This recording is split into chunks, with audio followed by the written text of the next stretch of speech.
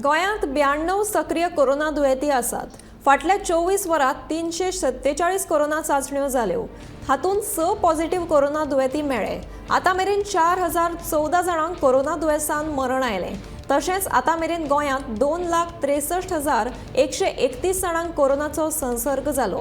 हातूंतले 2,59,025 जाण उपचारा उपरांत बरे जाले।